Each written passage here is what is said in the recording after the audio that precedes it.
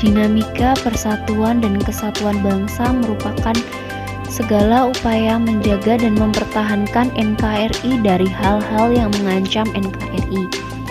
Dinamika persatuan dan kesatuan bangsa itu penting untuk dipelajari sebagai upaya kita, generasi bangsa, untuk menjaga dan mempertahankan Negara Kesatuan Republik Indonesia. Sejak masa proklamasi kemerdekaan Indonesia tanggal 17 Agustus 1945 telah terjadi banyak dinamika dalam mempertahankan utuhnya Indonesia dari masa ke masa hingga sekarang. Dinamika persatuan dan kesatuan bangsa Indonesia dalam perwujudannya sangat kuat. Pernah terjadi berbagai bentuk pemberontakan dan segala bentuk upaya untuk memisahkan diri dari NKRI. Kedinamisan bangsa Indonesia tersebut telah dimulai sejak Indonesia berhasil memproklamasikan kemerdekaannya.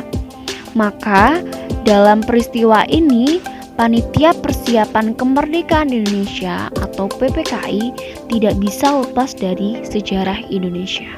Kemudian sehari setelah proklamasi kemerdekaan, tepatnya tanggal 18 Agustus 1945, Panitia Persiapan Kemerdekaan Indonesia (PPKI) mulai menggelar sidang untuk menetapkan 3 keputusan penting, yakni menetapkan Undang-Undang Dasar 1945, memilih presiden dan wakil presiden, dan membentuk KNIP untuk membantu presiden.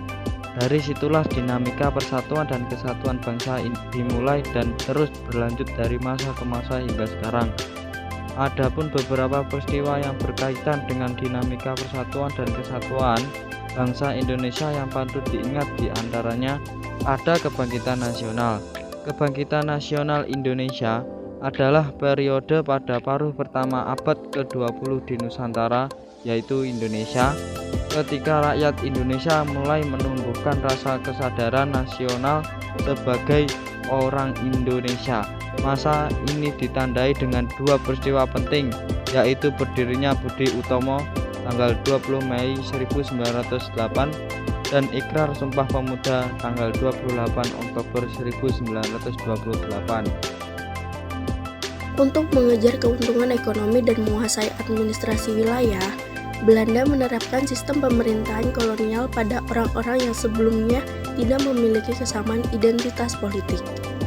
Pada awal abad ke-20, Belanda menetapkan batas-batas teritorial di Hindia Belanda, yang menjadi cikal bakal Indonesia modern.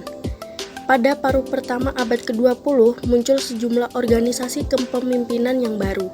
Melalui kebijakan politik etis, Belanda membantu menciptakan sekelompok orang Indonesia yang terpelajar.